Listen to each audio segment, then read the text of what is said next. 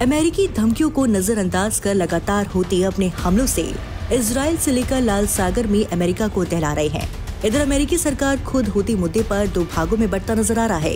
कहा जा रहा है कि अमेरिकी सरकार में प्रेसिडेंट के सलाहकार हूतियों पर हमले की जिस प्लानिंग को अंजाम दे रहे थे, उस हमले का वाइस प्रेसिडेंट वेंस विरोध कर रहे थे। इन घटनाओं के बीच हूतियों की ओर से एक बार फिर इजराइल और लाल सागर में अमेरिकी जहाजों को निशाना बनाया गया। इस हमले को लेकर हूतियों की ओर से वरिष्ठ प्रवक्ता याह्या सारी ने अल मसीरा टीवी पर बयान भी जारी किया है। इस बयान में धमकी लहजे का इस्तेमाल सीधे राष्ट्रपति ट्रंप के लिए किया गया है। हूती समूह ने बुधवार को कहा कि उसने लाल सागर में एक अमेरिकी विमान वाहक पोत और इजराइल के शहर तेल अवीव पे सैन्य ठिकानों पर हमले किए हैं।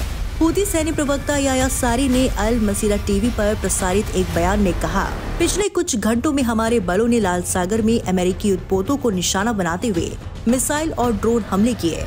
इसमें USS हैरी एस ट्रूमैन विमान वाहक पोत भी शामिल है, जिससे हमारे देश के खिलाफ आक्रमण किया जा रहा है। हूतियों के इस दावे को प्रबलता इसलिए मिलती है क्योंकि अमेरिकी सेना ने अभी तक इन हमलों पर कोई टिप्पणी नहीं की है।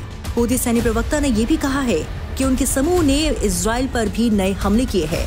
याह्या सारी ने कहा कि गाजा में फिलिस्तीनी लोगों के समर्थन में हमने कई ड्रोन का इस्तेमाल करके तेल अवीव में सैन्य ठिकानों को निशाना बनाया। लाख इजरायली और अमेरिकी धमकियों के बीच हूती ग्रुप की ओर से मिसाइल हमलों की रफ्तार अब इजराइल के तेल अवीव तक जा पहुंची है। इजराइल पर हमलों के कारण वहां कब सायरन बजने लगे, किसी को कुछ नहीं पता।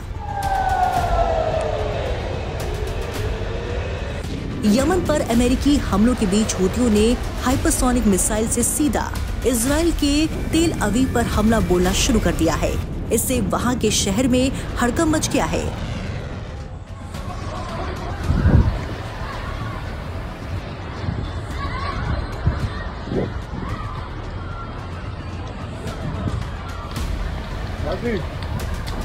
इजराइल रक्षा बलों ने सोमवार शाम को यमन में हूती समूह द्वारा दागी गई मिसाइल को रोकने का दावा किया। IDF के मुताबिक मिसाइल को इजरायली क्षेत्र के बाहर मार गिराया गया। मिसाइल हमले के कारण मध्य इजराइल के बड़े हिस्से में रॉकेट अलर्ट सायरन बजने लगे। यरूशलेम के बाहरी इलाके से लेकर तेल अवीव के बड़े इलाके तक ऐसी आवाजें सुनी गई।